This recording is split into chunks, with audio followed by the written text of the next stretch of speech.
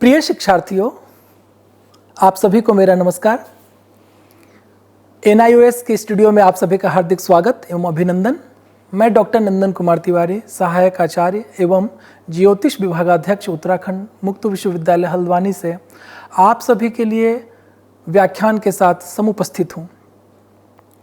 शिक्षार्थियों, माध्यमिक कक्षा पाठ्यक्रम के अंतर्गत अभी आप संस्कृत व्याकरण का अब तक आपने बहुत सारे पाठों का अध्ययन कर लिया है, सुन लिया है, और आज हम आपको पाठ 8 जिसका शीर्षक है हल संधौ ऋत्व श्चुत्वादि संधि से संबंधित व्याख्यान को लेकर के उपस्थित हूँ।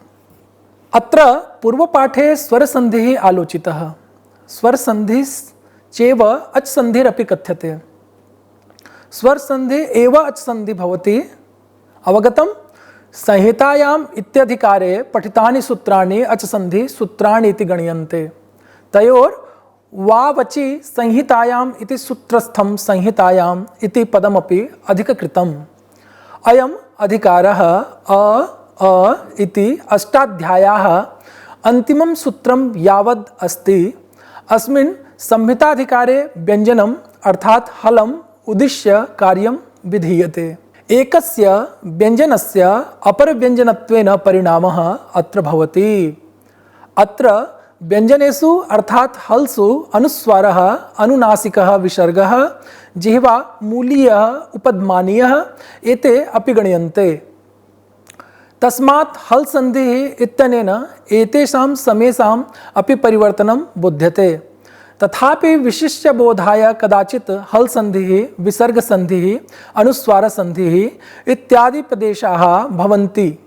विसर्ग संधिः पूर्णतया हल संधितः पृथक् कर्तुं नैव शक्यते, यतोहि अष्टाध्याय्यां पूर्व विसर्ग संधिः अस्ति, ततः परं हल संधिः अस्ति इति। इमं पाठं पठित्वा भवान् व्यञ्जन संधेः बहूनि सूत्राणि ज्ञास्यति। त्रिपाद्यां पूर्वं प्रति परम शास्त्रम असिद्धम इत्यस्य बहूनि उदाहरणानि ज्ञास्यति। स्थानेन्तरतमः इति परिभाषायाः विपुलं प्रवृत्तिक्षेत्रम् अत्र विक्षिष्यति। व्यञ्जनेषु आन्तरतरम्यपरीक्षां कर्तुं प्रभवेत्। एकस्यैव स्थलस्य विविधानि वैकल्पिकरूपाणि कथं सम्भवन्ति इति ज्ञास्यति। अयमेव अस्य पाठस्य उद्देश्यानि सन्ति। अग्रे एकं सूत्रं ससजुषो रुः। ससजुषो रुः सूत्रस्य अर्थः किं? तर्हि सकारान्त पदस्य सजुसन्त पदस्य च अन्त्यस्य रुः भवति। अत्र व्याख्या कियन्मितं भवति? अस्मिन् पदद्वयम् अस्ति, सूत्रमिदं पदद्वयम् अस्ति। ससजुषो रुः इति सूत्रगत पदच्छेदः, सः च सजुः, स इति ससजुषौ, तयोः ससजुषोः इति इतरेतर योगद्वन्द्व समासः। इदं षष्ठी द्विवचनम्, इदं षष्ठी द्विवचनं भवति। रु इति प्रथमैकवचनं। तत्र ऊकारः उपदेशे अज अनुनासिक इति सूत्रेण इत संज्ञां लभ्यते। ततः तस्य लोपः इति सूत्रेण तस्य लोपः च भवति। पदस्य इत्यधिकृतम्। उदाहरणार्थं राम शब्दात् सु इति विभक्ति प्रत्यय योगेन रामस् इति जायते। रामस् इति सुबन्तम् अस्ति, अतः सुप्त्यन्तं पदम् इति सूत्रेण तस्य पत्संज्ञा भवति। रामस् इति सकारान्तं पदम् अस्ति, तस्य अन्त्यस्य सकार ससजुषो रुः इति सूत्रेण रुः भवति। रुः इत्यस्मिन् ऊकारः अनुनासिकः अस्ति, तस्य उपदेशे अन्त्यं स्यात् इति अस्य सूत्रेण इत भवति। तस्य लोपेन अतः लोपः भूत्वा रामर इति जायते। अग्रे सूत्रं खर्वसानो वसर्जनीयः।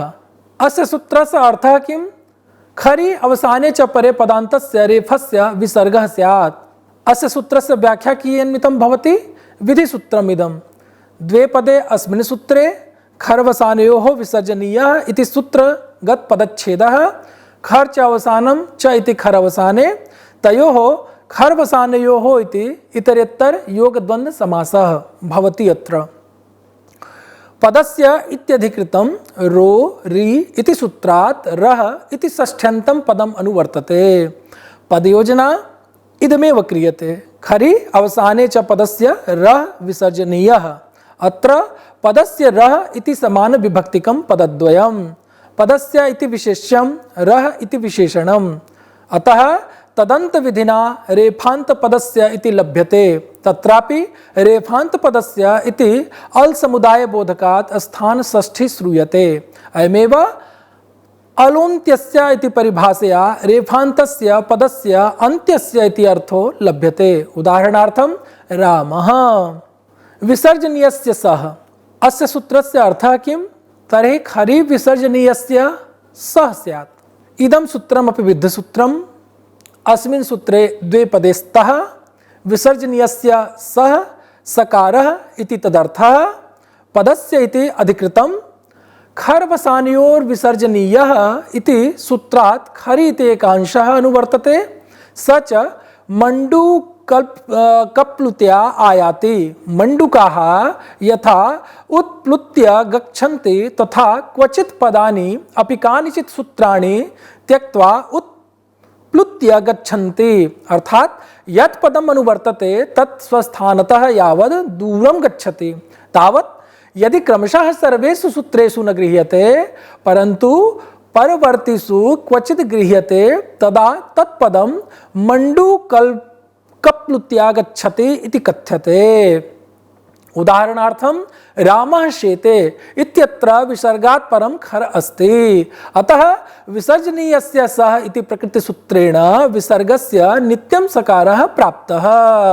अग्रे अन्यानि सूत्राणि ये सन्ति अस्मिन् अध्याये वा शरि। शरि विसर्गस्य विसर्गः वा भवति। उदाहरणार्थं रामः शेते। स्तोः श्चुनाश्चुः सकार तवर्गयोः शकार च वर्गाभ्यां योगे शकार च वर्गौ स्तः। उदाहरणार्थं रामश्येते। अग्रे यत् सूत्रं झलां जशुन्ते। पदान्ते झलां स्थाने जशः भवन्ति। उदाहरणार्थं सत् चित् सत्यं च ज्ञानं च इत्यर्थः। अग्रे यत् सूत्रं शिक्षार्थिनः खरि च। खरि परे झलां चरः भवन्ति। उदाहरणार्थं सद्चित्। शात् इति सूत्रस्य अर्थः किं? शात् परस्य तवर्गस्य च वर्गो न।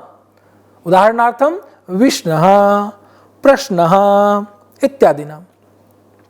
उष्टुनाष्टुः अस्य सूत्रस्य अर्थः किं? सकार तवर्गयोः शकार टवर्गाभ्यां योगे शकार टवर्गौ स्तः।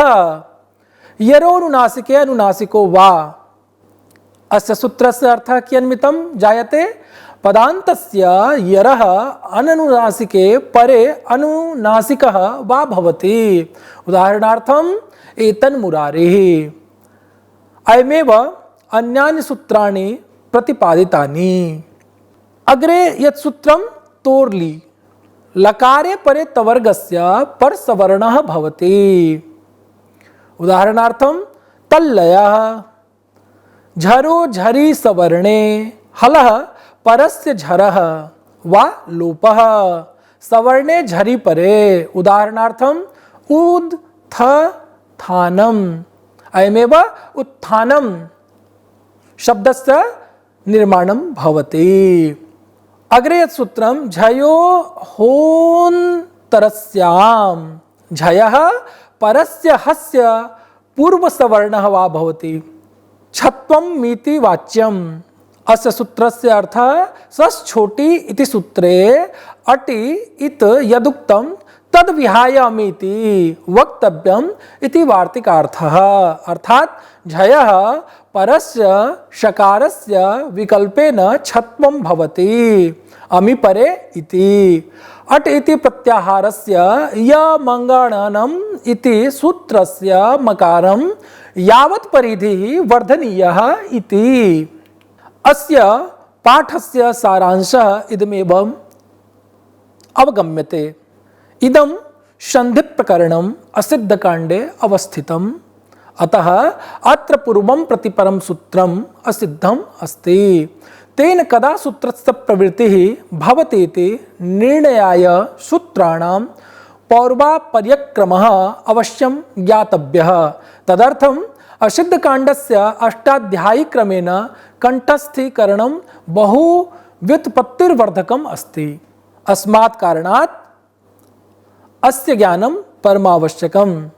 अयमेव अथ च अष्टाध्यायः अपि पूर्णं जाता। शिक्षार्थियों, आप सभी ने अब तक अच संधि का जो अगला प्रकरणम है 8वां अध्याय, इसका ज्ञान प्राप्त कर लिया है, इसको सुन लिया है, समझ लिया है। अब आप एक अच संधि का अंतिम भाग को अगले अंक में पुनः सुनेंगे। तब तक के लिए आप सभी का बहुत बहुत धन्यवाद। नमस्कार।